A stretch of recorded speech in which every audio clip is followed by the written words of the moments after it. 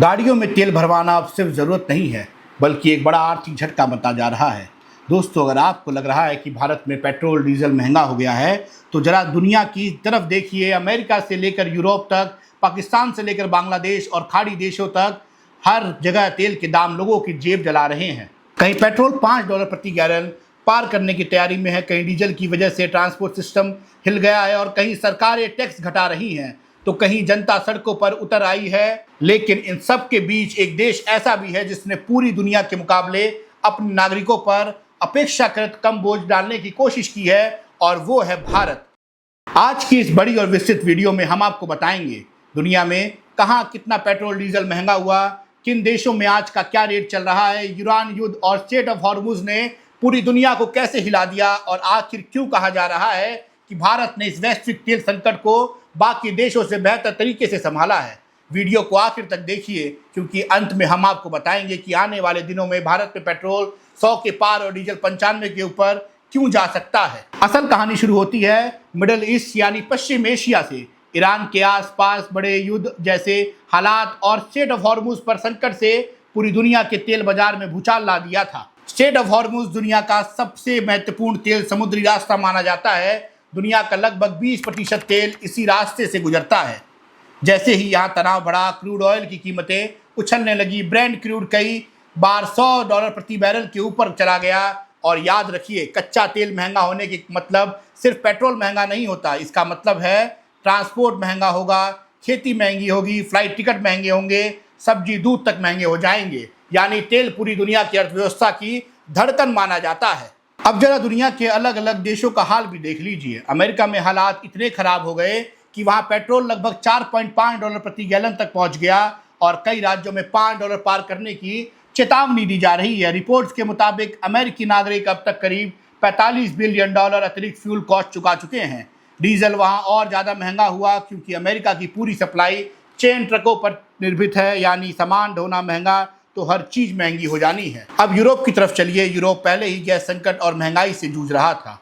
ऊपर से तेल संकट ने वहाँ की अर्थव्यवस्था पर और दबाव बढ़ा दिया। ब्रिटेन और यूरोप में ऊर्जा कीमतों में तेज उछाल आया है। यूरोप में गैस कीमतें कई जगह लगभग दोगुनी तक पहुंच गई। जर्मनी, इटली और फ्रांस जैसे देशों में पेट्रोल कई जगह भारतीय कीमतों से ज़्यादा महंगा हो चुका है। कई यूरोपीय देश में टैक्स ज़्यादा होने के कारण 1 लीटर पेट्रोल 1.8 से 2 यूरो तक बिक रहा है। लोग सोचते हैं कि वहाँ तेल पैदा करने वाले देशों में कभी दाम नहीं बढ़ते, लेकिन इस बार यूएई में भी तगड़ा झटका लगा है। यूएई में सुपर 98 पेट्रोल की कीमत लगभग 3.66 दिरहम प्रति लीटर पहुंच गई है। स्पेशल 95 करीब 3.55 दिरहम प्रति लीटर हो गया है। यानी तेल पैदा करने वाले देश में भी जनता दबाव महसूस कर रही है। अब पाकिस्तान की बात करें। पाकिस्तान पहले से आर्थिक संकट में है। डॉलर महंगा, विदेशी मुद्रा भंडार कम और ऊपर से तेल संकट।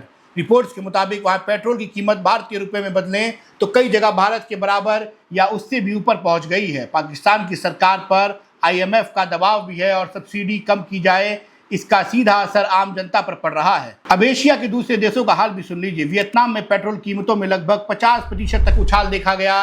कैम्बोडिया में लगभग 68% तक देखा गया।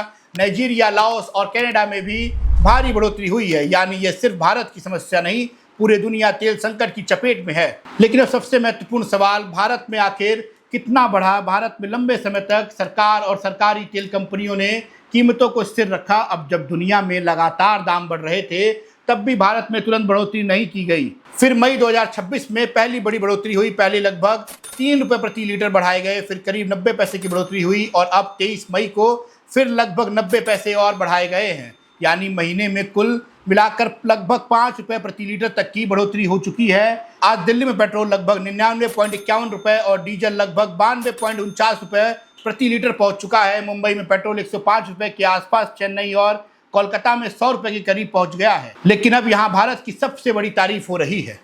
दुनिया के कई देशों में जहाँ 20%, 40%, यहाँ तक कि 60% तक की बढ़ोतरी हुई, वहीं भारत में प्रतिशत के हिसाब से बढ़ोतरी काफ़ी कम हुई है।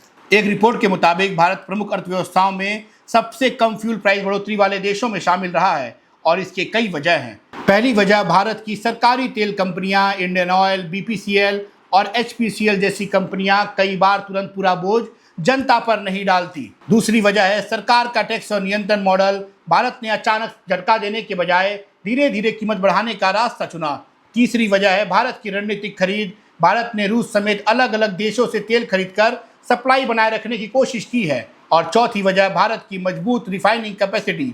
भारत दुनिया के सबसे बड़े रिफाइनिंग देशों में शामिल है। लेकिन दोस्तों, खतरा अभी खत्म नहीं हुआ है। अगर मिडिल ईस्ट का तनाव और बढ़ा, अगर स्ट्रेट ऑफ हॉर्मुज लंबे समय तक प्रभावित रहा, अगर क्रूड ऑयल लगातार $100 के ऊपर बना रहा, तो भारत में भी पेट्रोल और डीजल के दाम और बढ़ सकते हैं, क्योंकि भारत अपनी ज़रूरत का बड़ा हिस्सा आयात करता है। तेल महंगा मतलब डॉलर में ज़्यादा भुगतान, और इसका सीधा असर रुपए और महंगाई पर पड़ सकता है। अब समझते हैं कि सबसे ज़्यादा असर किस पर पड़ता है। किसान पर, ट्रक ड्राइवर और ऑटो वाले पर, छोटे दुकानदार पर, और सबसे ज़्यादा मध्यम वर्ग पर, क्योंकि डीजल महंगा होते ही ट्रांसपोर्ट महंगा हो जाता है और फिर धीरे धीरे हर चीज़ें महंगी होने लगती हैं। लेकिन एक सच्चाई ये भी है कि जिस समय पूरी दुनिया तेल संकट से जूझ रही है, अमेरिका से यूरोप तक जनता परेशान है, खाड़ी देशों में भी कीमतें बढ़ रही हैं, उस समय भारत ने अपनी स्थिति को काफ़ी हद तक नियंत्रित रखा हुआ है। हाँ, जनता पर बोझ बढ़ रहा है, लेकिन वैश्विक तुलना में भारत अभी भी कई बड़े देशों से बेहतर स्थिति में दिखाई दे रहा है। अब बड़ा सवाल यही है, क्या सरकार आगे भी इस तरह कीमतों को संभाल पाएगी, या आने वाले दिनों में भारत में 100 पार पेट्रोल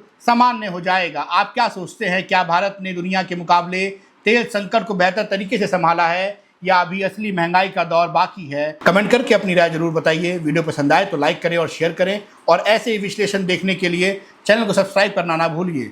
आप देख रहे थे संपन्न भारत में आपके साथ कृष्णा तिवारी। धन्यवाद।